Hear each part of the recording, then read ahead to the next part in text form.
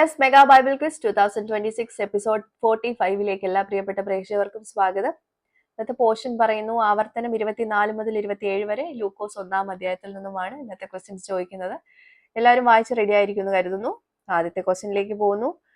10-1 ശേഖരിക്കുന്ന കാലം ഏത്? ക്വസ്റ്റ്യൻ റിപ്പീറ്റ് ചെയ്യുന്നു. 10-1 ശേഖരിക്കുന്ന കാലം ഏത്? രണ്ടാമത്തെ ചോദ്യം, ഒത്തതും ന്യായവും ആയിരിക്കേണ്ട രണ്ട് വസ്തുക്കൾ ഏതെല്ലാം? ഒത്തതും ന്യായവും ആയിരിക്കേണ്ട രണ്ട് വസ്തുക്കൾ ഏതെല്ലാം? മൂന്നാമത്തെ ചോദ്യം, പണയം വാങ്ങാൻ പാടില്ല എന്തെല്ലാം? പണയം വാങ്ങാൻ പാടില്ല എന്തെല്ലാം? നാലാമത്തെ ക്വസ്റ്റ്യൻ, ബൈബിളിലെ മറ്റൊരു പുസ്തകത്തിന്റെ തുടക്കവും എൻ്റെ പേരാണ്.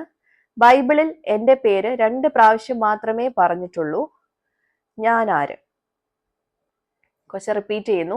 ബൈബിളിലെ മറ്റൊരു പുസ്തകത്തിന്റെ തുടക്കവും എൻ്റെ പേരാണ്. ബൈബിളിൽ എൻ്റെ പേര് 2 പ്രാവശ്യം മാത്രമേ പറഞ്ഞിട്ടുള്ളൂ. ഞാൻ ആരാണ്?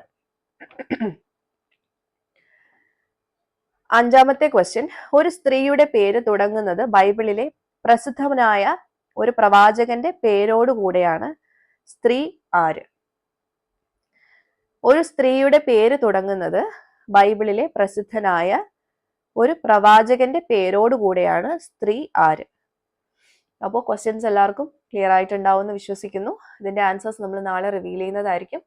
അറിയാവുന്ന ഉത്തരങ്ങൾ താഴെ കാണുന്ന വാട്സപ്പ് നമ്പറിലേക്ക് നിങ്ങളുടെ റെഫറൻസ് നമ്പറോടൊപ്പം, അതായത് ആൻസേഴ്സും അതിന്റെ റെഫറൻസും കൂടെ ചേർത്ത് വേണം നിങ്ങൾ അയക്കാൻ.